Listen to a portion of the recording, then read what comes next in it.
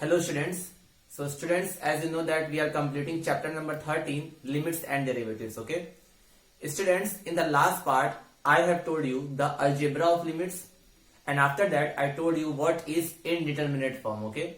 So there were 7 indeterminate form, which was 0 by 0, infinite by infinite, 0 into infinite, infinite minus infinite, 0 to power 0, infinite to power 0, and 1 to power infinite. Okay.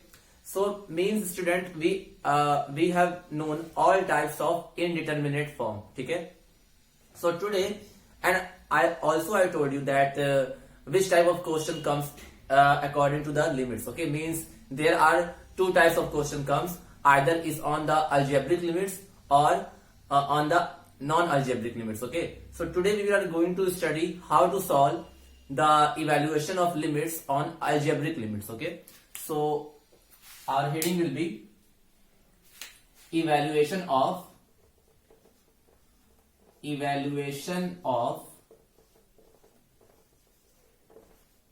algebraic limit.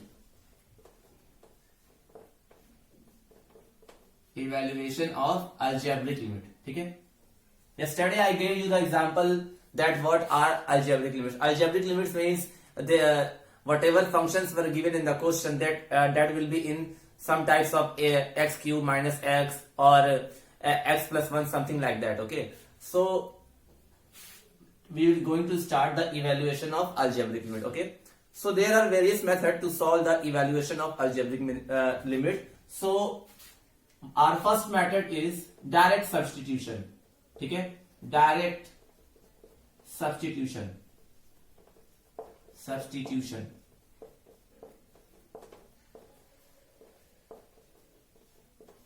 Direct substitution method मतलब कि अगर कोई limit दिया हो तो उस function की limit की वैल्यू कैसे निकालेंगे वो हम लोग इस मेथड से जानेंगे, that is direct substitution method. ये कब लगता है तो मैं इसका एग्जांपल से बताता हूं आपको। जैसे for example student, suppose I have written one question like that, evaluate limit x tends to 1, evaluate limit x tends to 1, 3x square plus 4x plus 5। ठीक है, सपोज ये क्वेश्चन है जिसको हमको वैल्यू बतानी है, लिमिटिंग वैल्यू बतानी है इसकी। तो डायरेक्ट सब्स्टिट्यूशन मेथड में करते क्या है, देखो जो भी फंक्शन दिया हो, यहाँ पे फंक्शन क्या है, यहाँ पे फंक्शन हमारा 3x square plus 4x plus 5 है। तो जिस वैल्यू पर भी लिमिट पूछ रहा है, जैसे कि यहाँ पे पूछ रहा है x is tending to 1, तो x is tending to 1 पे इस फंक्शन की लिमिटिंग वैल्यू क्या होगी, तो इसको आइडेंटिफाई करने के लिए पहले हम ये देखते हैं कि अगर हम लोग इस फंक्शन में x इक्वल टू 1 पुट करें तो कैसा नंबर हमको मिल रहा है, क्या वो कोई रियल नंबर है, क्या वो रियल नंबर है कि नहीं। अगर वो रियल नंबर है तो वही उसका आंसर हो जाएगा, और अगर वो रियल नंबर नहीं है या कुछ इस फॉर्म का है कि 0 by 0 फॉर्म का या इनफाइनाइट बाय इनफाइनाइट फॉर्म का, ऐसा कुछ है, तो उसको सॉल्व करने के लिए हम लोग अलग अलग मेथड पढ़ेंगे। तो डायरेक्ट सब्स्टिट्यूशन मेथड में क्या होता है कि जब हम लोग किसी लिमिट की वैल्यू निकालते हैं, ठीक है, तो हम लोग पहले चेक करते हैं कि अगर उसकी वैल्यू हम लोग फंक्शन में पुट करके देखें तो कोई फाइनाइट वैल्यू मिल रही है कि नहीं।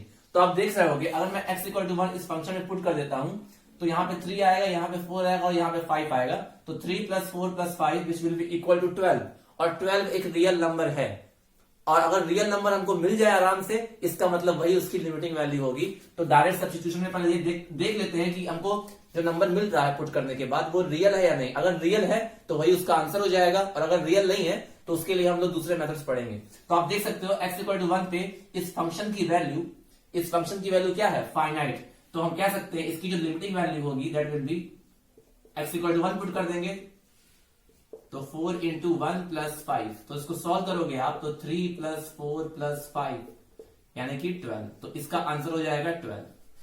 डायरेक्ट मेथड तभी हम लगा पाते हैं जब हम उसकी वैल्यू, उस वेरिएबल की वैल्यू उस फंक्शन में पुट करते हैं तो हमको कोई फाइनाइट रियल नंबर मिल रहा है कि नहीं। अगर रियल नंबर नहीं मिल रहा होता है तब हम अपने अलग अलग मेथड लगाते हैं, इनडिटरमिनेट फॉर्म वाले मेथड लगाते हैं या कोई फॉर्म लगाते हैं। ठीक है, जैसे इसको अगर मैं डिफाइन करूं तो ये मेथड ये कहता है कि अगर कोई लिमिट है, limit x tends to a fx लिखा हुआ है, ठीक है, और जब हम लोग f ऑफ a पुट करते हैं, यानी कि x की जगह a पुट करते हैं हम लोग, तो if f of a is finite, if f of a is finite real number या fix real number, then limit of x tends to a fx will be equal to fa। यही directly इसकी value हो जाती है। समझ में आया? अगर x इक्वल टू a को हम लोग फंक्शन में पुट करके देखें और उसकी वैल्यू फाइनाइट रियल नंबर आती है तो इस लिमिट की वैल्यू किसके बराबर हो जाती है? f ऑफ a के। तो वही चीज मैंने किया है, जब मैंने x इक्वल टू 1 पुट किया इस फंक्शन में तो मुझे एक फाइनाइट वैल्यू मिली, फाइनाइट रियल वैल्यू मिली, तो वही हमारा क्या हो जाएगा? इस लिमिट का आंसर। ठीक है, अच्छा ये तो हो गया हमारा फर्स्ट कंडीशन। मान लो ये ऐसा कुछ फंक्शन दिया हो, मान लो कभी फंक्शन ऐसे भी दे दिया कि limit x tends to a, ठीक है, ऐसे दे दिया fx अपॉन gx, मतलब कि न्यूमरेटर अपॉन डिनोमिनेटर, इस टाइप का दे दिया। ठीक है, इसकी आपको लिमिटिंग वैल्यू निकालनी है, तो आप क्या करना, पहले x equal to a fx में पुट करना, फिर x equal to a gx में पुट करना। और अगर if fa and ga are finite real numbers, अगर उन दोनों की वैल्यू क्या आती है? फाइनाइट रियल नंबर्स, देन तब क्या होता है? तब ये हो जाता है कि limit x tends to a fx upon gx is equal to fa upon ga। बस उस फंक्शन में x की जगह क्या पुट कर दो? a। उसी को कहते हैं डायरेक्ट सब्स्टिट्यूशन मेथड। ठीक है, क्योंकि जब आप x की वैल्यू दोनों फंक्शन में पुट कर रहे हो तो दोनों फंक्शन की वैल्यू ही आपको क्या मिल रही है? फाइनाइट। यहां पे एक चीज और याद रखना, अगर fx अपॉन gx फॉर्म में दिया हुआ है तो gx हमारा जीरो नहीं होना चाहिए। ठीक है, क्योंकि अगर जीरो हो जाएगा तो वो अनडिफाइंड टाइप का बन जाएगा, इसीलिए फाइनाइट रियल नंबर्स यहां बोला गया है। ठीक है, तो यही हमारा होता है डायरेक्ट सब्स्टिट्यूशन मेथड। मतलब कि इसको पहचानने का सबसे अच्छा तरीका क्या है? जिस भी वैल्यू पे लिमिट को चेक करना हो आपको, उस लिमिटिंग वैल्यू की, मतलब कि यहां पे देखो x टेंस टू 1, तो यानी कि x की वैल्यू 1 इस फंक्शन में पुट करके देखो, अगर कोई रियल नंबर मिल रहा है तो इसका मतलब वही उसकी लिमिटिंग वैल्यू होगी, और अगर नहीं मिल रहा है तो उसके आगे आने वाले मेथड में हम लोग उसको डिस्कस करेंगे। ठीक है, तो ये कहलाता है डायरेक्ट सब्स्टिट्यूशन, एक सिंपल वाला और एक फ्रैक्शन, ये सेकंड वाला, मतलब कि अगर fx अपॉन gx टाइप में लिखा है तो। ठीक है, इस पे भी एक क्वेश्चन करा देते हैं आपको इस वाले फॉर्म पे। ये वाला जो एग्जांपल था वो इस पे बेस्ड था। ठीक है, यहाँ पे fx की जगह क्या दिया हुआ है? 3x square plus 4x plus 5। तो ये एग्जांपल मैंने कराया। दूसरा एग्जांपल कराते हैं इसी पे बेस पे। अब ये देख रहे हो कि ये सारे जो फंक्शन मैंने लिखा था ये अलजेब्रा से रिलेटेड है, इसलिए इसको अलजेब्रिक लिमिट बोलते हैं, क्योंकि इसमें वेरिएबल आ रहा है एंड। ठीक है, अब देखो दूसरा एग्जांपल मैं लिखता हूं आपके लिए। जैसे देखो, evaluate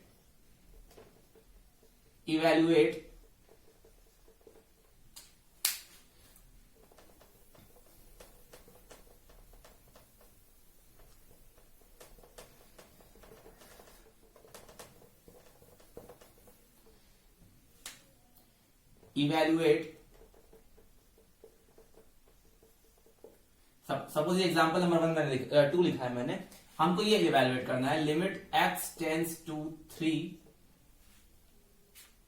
x tends to 2, sorry, limit x tends to 2, limit x tends to 2 x square minus 4 divided by x plus 3। Suppose ये क्वेश्चन है और इसकी आपको लिमिटिंग वैल्यू फाइंड करनी है। तो अगेन देखो ये किस टाइप का है? ये इस टाइप का है, तो आप क्या करो, पहले चेक करके देख लो कि क्या हमको x इक्वल टू 2 पुट करने पर fx और gx क्या हमको फाइनाइट रियल नंबर मिल रहा है कि नहीं। तो अगर x इक्वल टू 2 यहां पुट करते हो तो 2 स्क्वायर माइनस 4, यानी कि 4 माइनस 4 0, जो कि फाइनाइट रियल नंबर है। और ये x इक्वल टू 2 यहां पुट करोगे तो 2 प्लस 3 5, ये भी मिलेगा फाइनाइट। मतलब कि 0 by something, 0 by non zero number is always equal to 0, यानी कि हमको जो भी आंसर मिलेगा वो हमको रियल नंबर ही मिलेगा, मतलब कि फाइनाइट ही मिलेगा। तो इस केस में भी हम लोग डायरेक्ट सब्स्टिट्यूशन कर सकते हैं। तो क्या करेंगे, आप डायरेक्टली वैल्यू पुट कर दो यहाँ पे x की जगह पर, तो 2 का स्क्वायर माइनस 4 प्लस 2 प्लस 3। ठीक है, तो सॉल्व करोगे इसको तो 4 माइनस 4 अपॉन 5 एंड 0 बाई 5 और 0 by 5, 0 divide by any non zero number is equal to 0 only. तो इसका आंसर जो हो जाएगा वो 0 हो जाएगा। ठीक है, एक और क्वेश्चन कराते हैं स्टूडेंट्स। देखिए, ये भी इवैल्यूएट ही करना है। Evaluate limit x tends to 0 2x square plus 3x plus 4 upon x square plus 3x plus 2। ठीक है, इसकी वैल्यू हमें निकालनी है कि इस लिमिट की वैल्यू क्या होगी, इस फंक्शन की लिमिटिंग वैल्यू क्या होगी।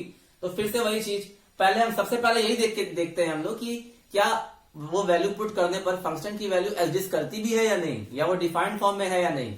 ठीक है, तो जब आप x इक्वल टू 0 पुट करोगे न्यूमरेटर और डिनोमिनेटर में, तो न्यूमरेटर में 4 हो जाएगा क्योंकि ये दोनों टर्म कैंसिल हो जाएंगे, बिकॉज x इसमें भी है x इसमें भी है, तो ये दोनों टर्म कैंसिल और ये 4 बचेगा। ठीक है, वैसे ही डिनोमिनेटर में ये दोनों टर्म कैंसिल हो जाएंगे और केवल 2 बचेगा। तो इसका मतलब हमारा न्यूमरेटर भी फाइनाइट वैल्यू आ रही है, डिनोमिनेटर भी फाइनाइट वैल्यू आ रही है, यानी कि जो भी आंसर आएगा हमारा वो रियल नंबर आएगा। इसका मतलब हम कह सकते हैं कि इसकी वैल्यू हम लोग डायरेक्टली पुट कर सकते हैं। तो अगेन सेम चीज करो आप, यहाँ पे x इक्वल टू 0 पुट कर दो, तो 2 इंटू 0 का square plus 3 into 0 plus 4 upon 0 का स्क्वायर प्लस 3 इंटू 0 प्लस 2।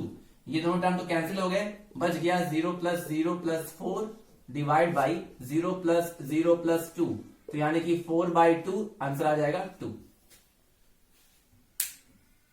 ठीक है,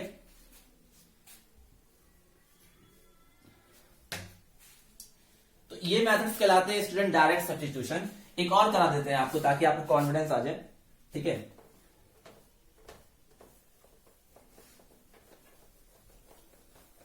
कोई भी लिमिट या क्वेश्चन है तो पहले वैल्यू पुट करके देख लो कि क्या वैल्यू फाइनाइट मिल रही है कि नहीं, क्या फाइनाइट वैल्यू मिल रही है या इनडिटर्मिनेट फॉर्म मिल रहा है या कुछ भी मिल रहा है। तो पहले वैल्यू डाल के चेक कर लेते हैं कि क्या मिल रहा है हमको, और अगर सही मिलता है तो कोई दिक्कत ही नहीं है। वैसे तो ये सिंपल क्वेश्चन है, ये बहुत सिंपल क्वेश्चन है, ये तो स्टार्टिंग है लिमिट का, और ये क्वेश्चंस आते भी हैं तो 1 नंबर से ज्यादा नहीं मिलेगा आपको, क्योंकि ये बहुत सिंपल होता है। इसमें कुछ करना ही नहीं है, केवल वैल्यू पुट कर रहे हो आप। इस मेथड में केवल कुछ करना ही नहीं होता है। ठीक है, तो सपोज एक और क्वेश्चन लिखा मैंने, इवेल्युएट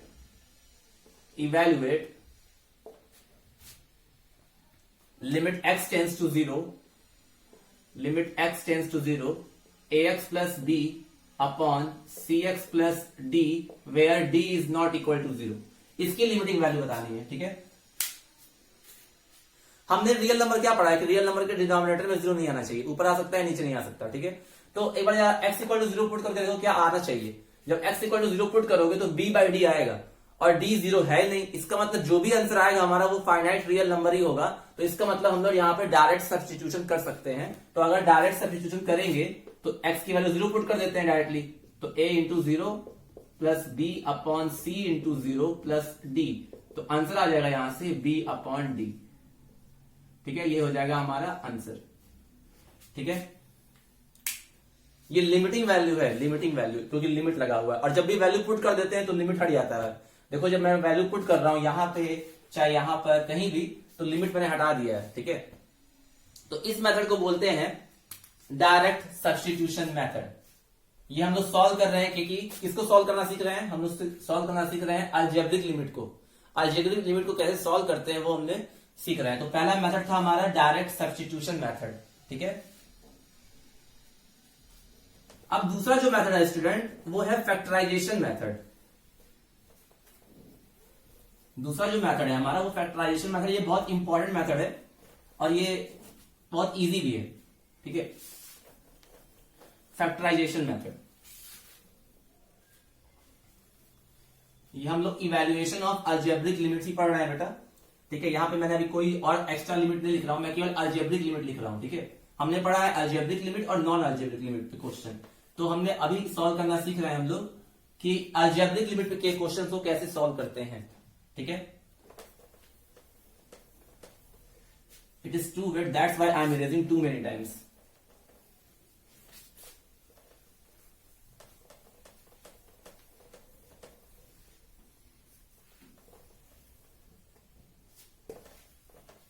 चलिए, next method is for solving algebraic limit is factorization method.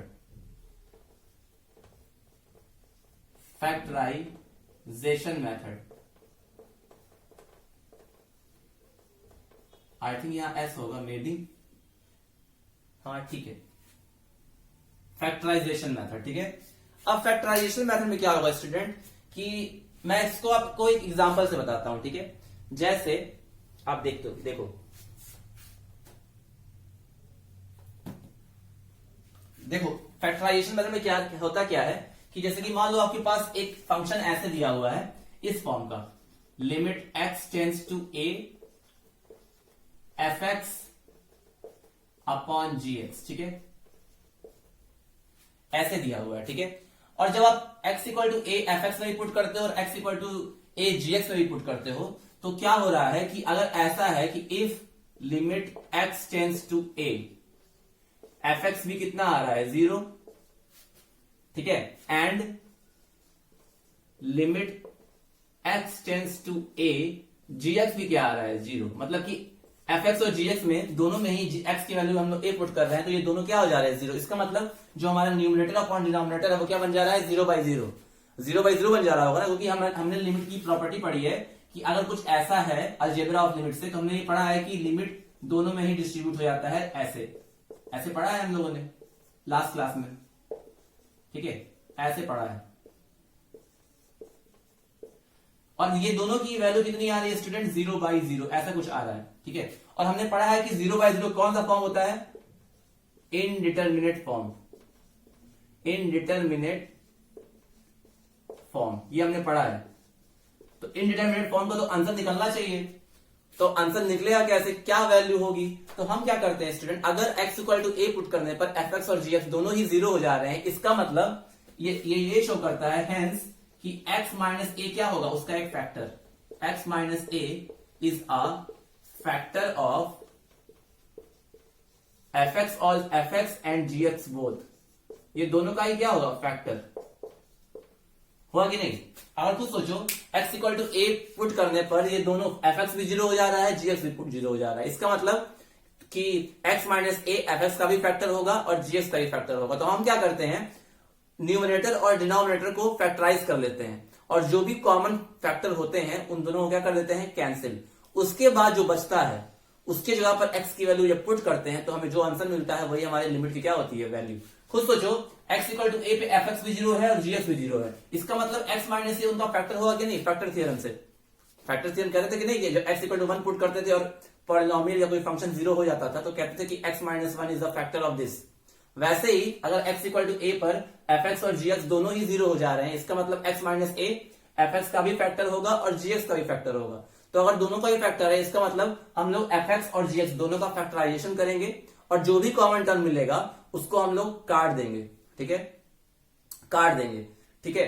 और उसके बाद जो एक्सप्रेशन बचेगा उसमें x equal to a put करके हम लोग अपना फाइनल आंसर निकाल लेंगे। लेकिन ये मेथड तब यूज करते हैं जब न्यूमरेटर अपॉन डिनोमिनेटर 0 बाई 0 का फॉर्म बन रहा हो, क्योंकि जब x equal to a put करोगे तो दोनों ही 0 आने चाहिए, तभी ना कैंसिल कर पाओगे, तभी ना x माइनस a दोनों का फैक्टर होगा। समझ में आई बात। तो पहले आपको चेक करना है कि क्या डायरेक्ट मेथड लग सकता है कि नहीं। अगर डायरेक्ट मेथड नहीं लगेगा तो हम चेक करेंगे क्या फैक्टराइजेशन मेथड लग सकता है कि नहीं। फैक्टराइजेशन मेथड में fx और gx दोनों ही 0 हो जाएंगे और उसके बाद हमें क्या करना होगा, हमें जो भी कॉमन टर्म्स हैं ऊपर नीचे से कैंसिल करना होगा और फिर फाइनल आंसर को लाना होगा, ठीक है। तो इसको मैं एग्जांपल के थ्रू बताता हूं, आप इतना लिख लो। मान लो मैंने एक एग्जांपल, सिंपल सा एग्जांपल लिखा, यहां सॉल्व कर देते हैं क्योंकि यहां स्पेस है, ठीक है। मान लो मैंने एक क्वेश्चन लिखा, लिमिट, एग्जांपल लिखा मैंने, लिमिट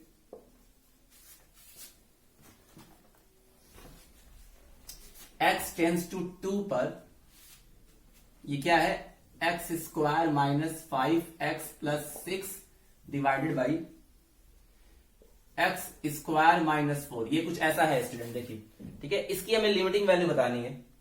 तो पहले 2 को पुट करके देखो कि क्या क्या रिजल्ट मिल रहा है हमें। तो जब आप 2 की वैल्यू इससे पुट करोगे ना तो ऊपर वाला भी 0 हो जाएगा, ठीक है, ऊपर वाला भी 0 होगा, आप खुद देख लो। यहाँ पे 2 का स्क्वायर हो जाएगा दैट इज 4, यहाँ पे 10 हो जाएगा और यहाँ पे 6, 4 और 6 ऐड करोगे तो 10 और 10 माइनस 10 0, ऊपर भी 0 आएगा और नीचे भी 0 आएगा। इसका मतलब जब x इक्वल टू 2 पुट करेंगे तो ये एक तरह का 0 बाई 0 फॉर्म है। कौन सा फॉर्म है, 0 बाई 0 फॉर्म। तो अगर 0 बाई 0 फॉर्म है तो हम कह सकते हैं कि x माइनस 2 इसका तो फैक्टर होगा ही होगा, इसका फैक्टर होगा ही होगा। अब फैक्टर होगा तो कैसे फैक्टराइज करें, तो आपको फैक्टराइजेशन ऑलरेडी पता है। अगर मैं इसको फैक्टराइज करूं स्टूडेंट्स, अगर मैं इसको फैक्टराइज करता हूं तो क्या मिलेगा, ऊपर मिलेगा मिड टर्म स्प्लिटिंग से x square minus 3x plus minus 3x minus 2x minus 3x plus 6 upon नीचे x plus 2 and x minus two, ये आएगा, आप खुद देख सकते हो।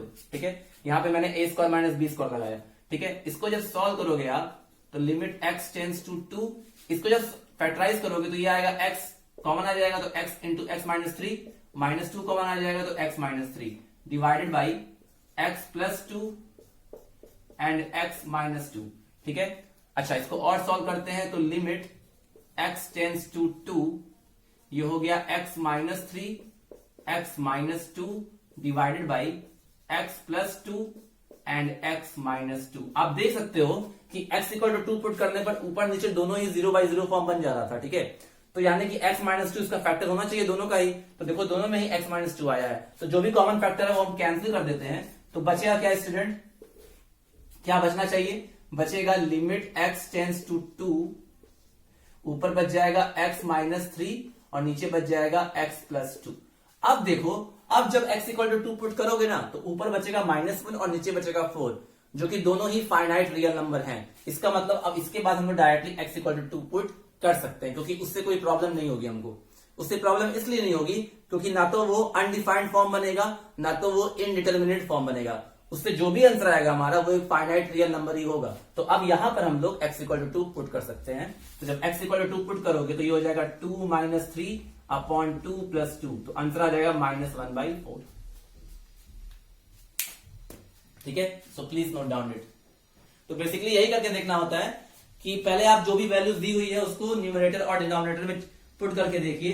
अगर दोनों ही 0 हो जा रहे हैं इसका मतलब x माइनस 2 या x माइनस 1 उसका एक फैक्टर होगा। ठीक है, उसके बाद कॉमन टर्म है, ऊपर नीचे को फैक्टराइज कर लो, फिर जो भी कॉमन टर्म होगा उसको कैंसिल कर दो, उसके बाद जो भी रिजल्ट बचेगा उसमें पुट करके देखो कि क्या फाइनाइट रियल नंबर आ रहा है। अगर आ रहा है तो वही हमारी वैल्यू हो जाएगी।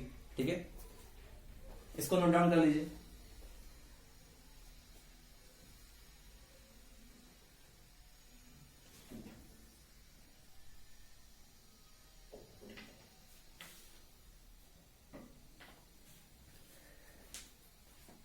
कुछ और क्वेश्चंस करते हैं फैक्टराइजेशन मेथड पे। ठीक है,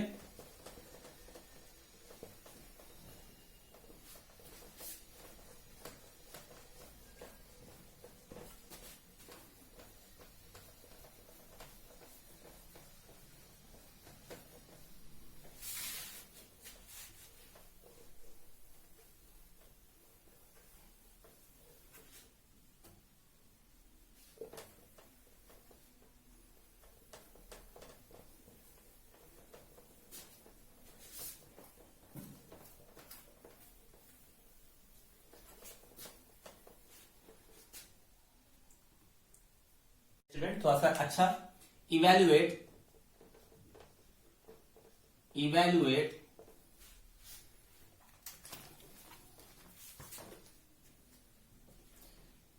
लिमिट x टेंस टू 2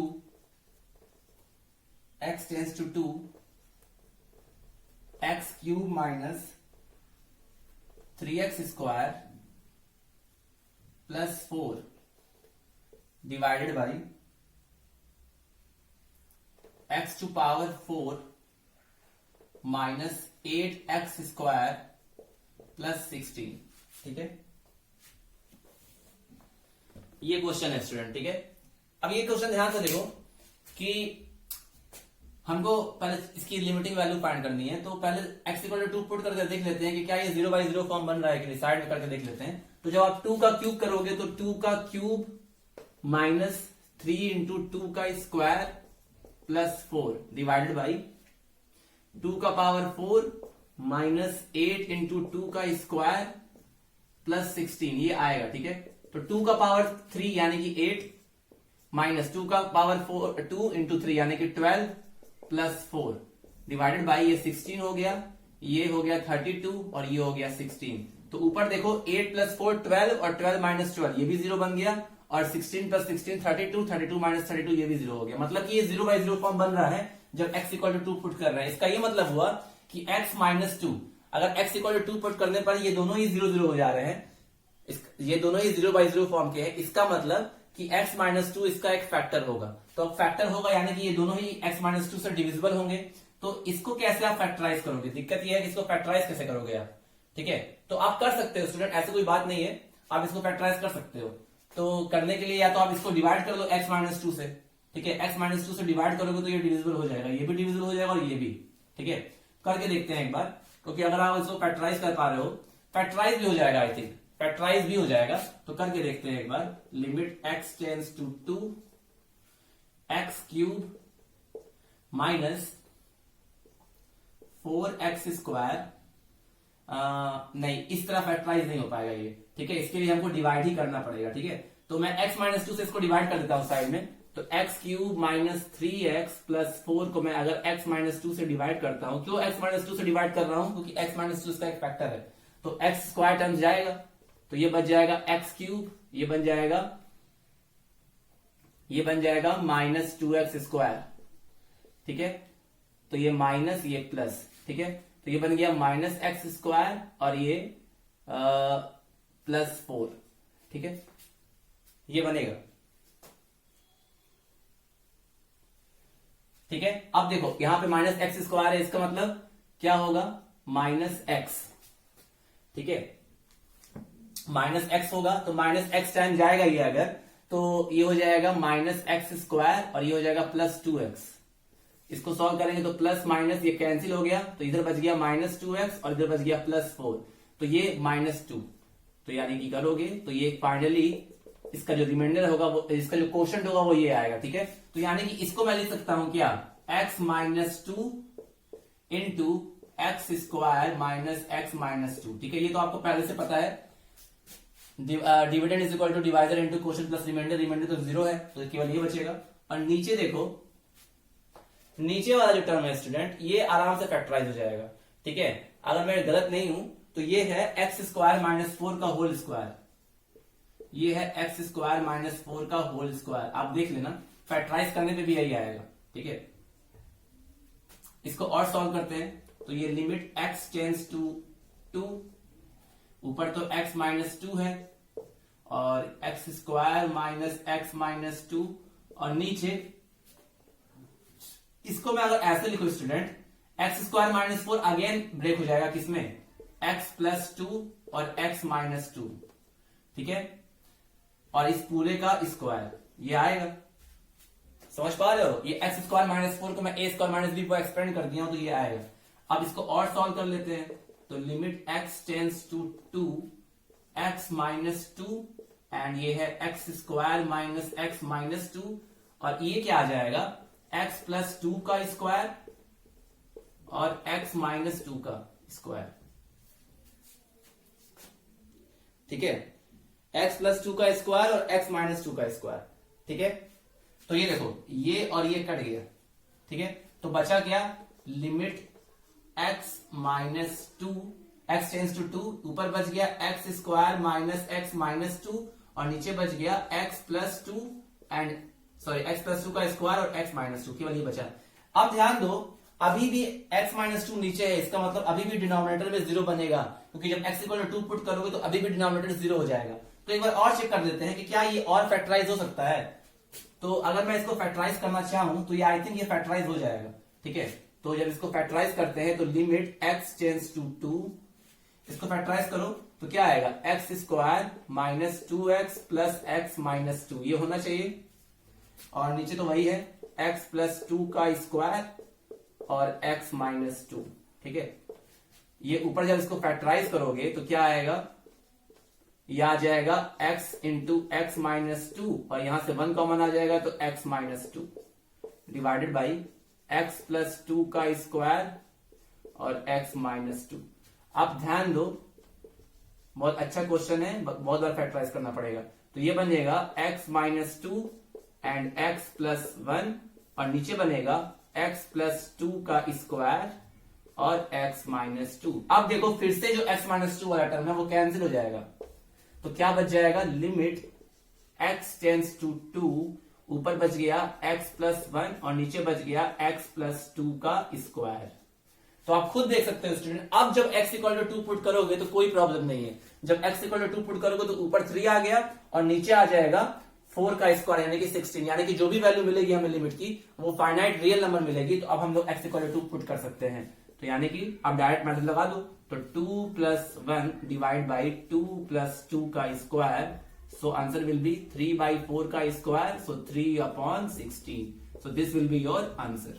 ठीक है, तो इस तरह करते हैं हम लोग क्वेश्चन के लिए आपको मेहनत करनी पड़ेगी। ठीक है, कोई भी क्वेश्चन इजी या टफ नहीं होता है, मेहनत करनी पड़ती है।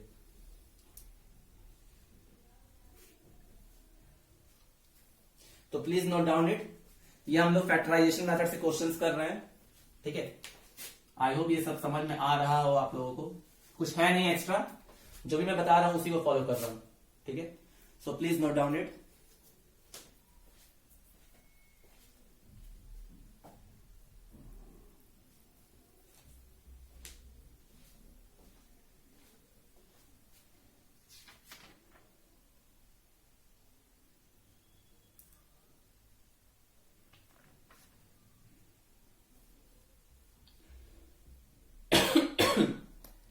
अब एक और क्वेश्चन करते हैं स्टूडेंट्स, इसी पे फैक्टराइजेशन मेथड से।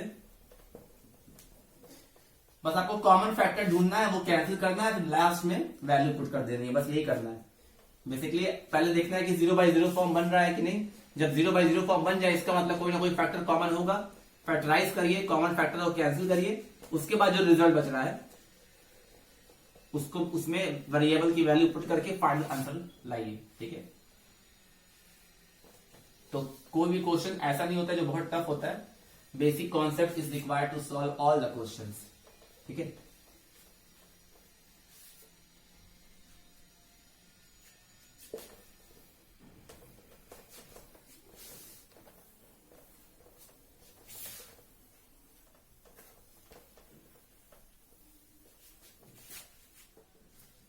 Now one more question, evaluate limit x tends to 1 2/1 minus x square plus 1/1 minus x। ठीक है, ये क्वेश्चन है, इसको अगर सॉल्व करना तो कैसे करेंगे। तो पहले इसको आप पहले सॉल्व करके कंप्रेस कर दीजिए। ठीक है, जैसे आप सॉल्व करते हो एलसीएम लेके, वैसे आप इसको सॉल्व करके एक्सप्रेस कर लीजिए। ठीक है, जब यहां पे x इक्वल टू 1 पुट करोगे ना स्टूडेंट्स, जब यहां पे x इक्वल टू 1 पुट करोगे तो इनफाइनाइट दोनों टर्म्स में आ जाएगा। लेकिन हमको इसको कन्वर्ट किस में करना है, हमको इसको कन्वर्ट करना है किस फॉर्म में, 0/0 फॉर्म में कन्वर्ट करना है, क्योंकि हमने 0/0 के लिए ही पढ़ा है अभी तक। ठीक है,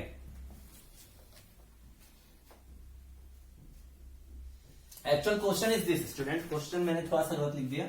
क्वेश्चन ये है x-1। ठीक है, क्वेश्चन ये है x-1।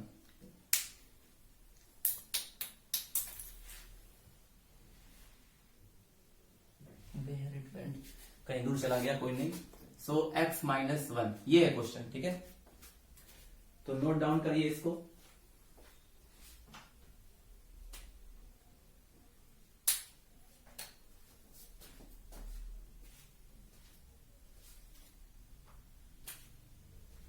तो स्टूडेंट आप देख रहे होगे कि यहां पे जब अगर x इक्वल टू 1 पुट करते हो तो इनफाइनाइट माइनस इनफाइनाइट का फॉर्म बन रहा है, क्योंकि खुद देखो ये यहां 1 पुट करोगे तो ये आ जाएगा 2/0, और यहां पुट करोगे तो अगर मैं इसको ढंग से लिखूं, इस फॉर्म में लिखूं, एक काम करते हैं, ये x-1 है तो पहले इसको ऐसे सॉल्व कर लेते हैं। Limit x tends to 1 2/1 minus x square, और यहां से माइनस कॉमन ले लेते हैं तो ये आ जाएगा -1/1 माइनस एक्स। तो अगर आप x इक्वल टू 1 इसे पुट करके देखो तो x इक्वल टू 1 पुट करोगे तो ये 2/0 हो जाएगा। 2/0 मतलब इनफाइनाइट, और ये 1/0 हो जाएगा तो ये भी क्या हो जाएगा, इनफाइनाइट। तो मतलब कि इनफाइनाइट माइनस इनफाइनाइट का फॉर्म बन रहा है यहाँ पे। लेकिन हम लोग को इनफाइनाइट बाय इनफाइनाइट का फॉर्म नहीं बनाना है, हमें 0/0 फॉर्म बनाना है, क्योंकि मैक्सिमम क्वेश्चन 0/0 फॉर्म से ही सॉल्व होते हैं। ठीक है, तो इसको हम लोग 0/0 फॉर्म में बनाएंगे। तो पहले इसको सॉल्व कर लेते हैं थोड़ा। तो इसको जब सॉल्व करते हैं तो ये आ जाएगा लिमिट x टेंड्स टू 1, इसको सॉल्व कर दो, एलसीएम क्या हो जाएगा 1 माइनस एक्स स्क्वायर। एलसीएम इसका 1 माइनस एक्स स्क्वायर ही होगा स्टूडेंट, देख लेना आप, क्योंकि इसको जब एक्सपेंड करोगे तो 1 प्लस एक्स और 1 माइनस एक्स आएगा, इसका मतलब एलसीएम यही हो जाएगा। तो यानी कि 2 माइनस 1 इंटू 1 प्लस एक्स ये आएगा। ठीक है, ये आएगा इसका आंसर, मतलब कि सोल्यूशन इसका एलसीएम सॉल्व करने के बाद। अब इसको जब सॉल्व करते हो आप तो ये बचेगा नीचे 1 माइनस एक्स स्क्वायर और ये हो जाएगा 2 माइनस 1 माइनस एक्स। ठीक है, अब देखो limit x tends to 1, limit x tends to 1, ये हो जाएगा 1 माइनस एक्स और ये बन जाएगा 1 माइनस एक्स स्क्वायर, ये बना। ठीक है, अब जब यहां x इक्वल टू 1 पुट कर रहे हो स्टूडेंट तो आप खुद देख पा रहे हो x इक्वल टू 1 पुट करने में आप खुद देख रहे हो कि ये 0/0 फॉर्म बन गया है, ऊपर भी 0 आएगा नीचे भी 0 आएगा, इसका मतलब x इक्वल टू 1 पे ये 0/0 फॉर्म है।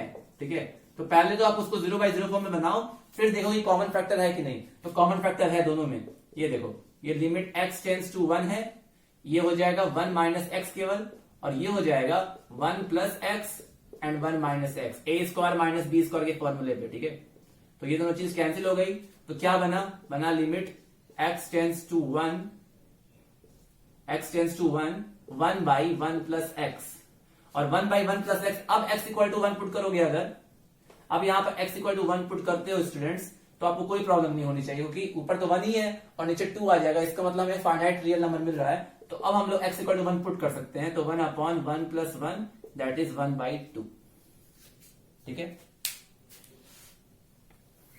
तो ये इसका हो जाएगा आंसर।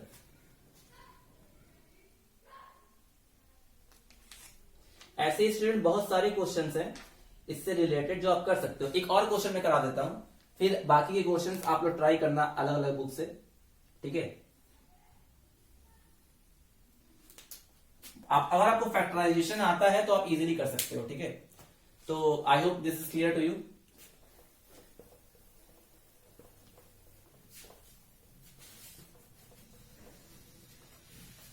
इस मेथड के बाद मैं आपको बताऊंगा रेशनलाइजेशन मेथड, और रेशनलाइजेशन मेथड भी 0/0 या इनफाइनाइट बाय इनफाइनाइट फॉर्म पे ही लगता है। ठीक है,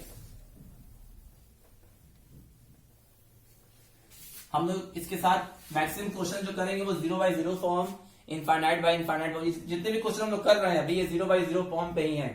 ठीक है, मतलब कि इनडिटर्मिनेट फॉर्म में है। तो क्वेश्चंस देखिए, evaluate limit x tends to 1/2, x tends to 1/2, 8x cube minus 1 divided by 16x to power 4 minus 1। ठीक है, ये क्वेश्चन है।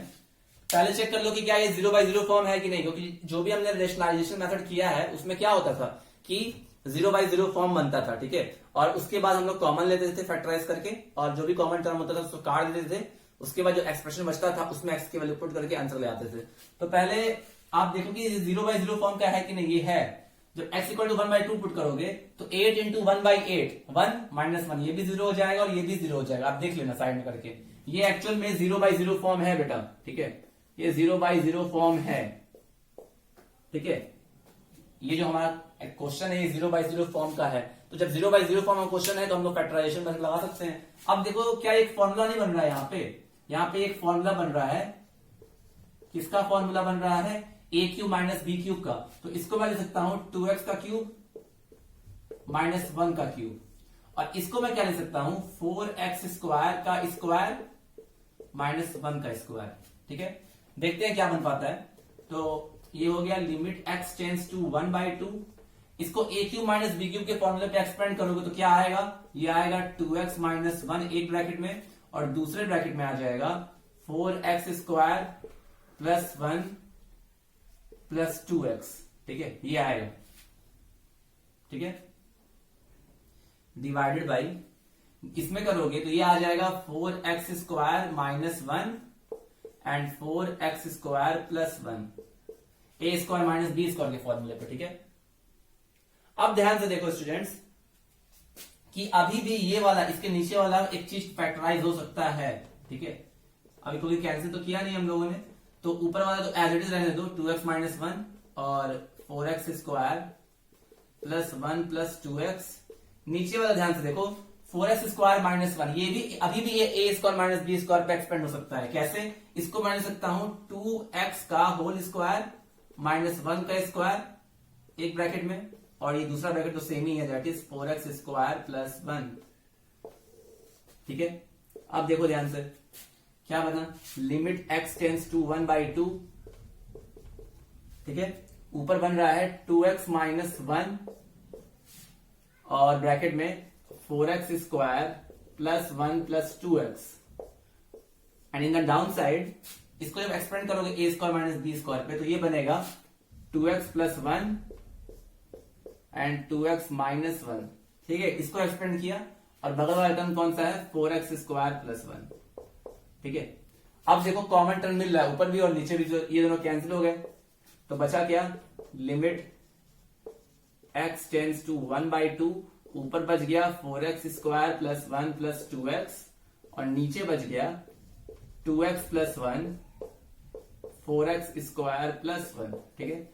अब मेरे ख्याल से ये x इक्वल टू 1/2 पुट करोगे तो हमें फाइनाइट ही वैल्यू मिलेगा, क्योंकि ना तो ऊपर 0 होगा या तो नीचे 0 हो जाएगा, ठीक है, मतलब कि फाइनाइट आंसर ही मिलेगा। तो अब x इक्वल टू 1/2 पुट कर दो तो क्या आ जाएगा, 4 इंटू 1/2 का square plus 1 plus 2 into 1/2 divided by 2 into 1/2 plus 1 and 4 into 1/2 का स्क्वायर प्लस 1, ठीक है।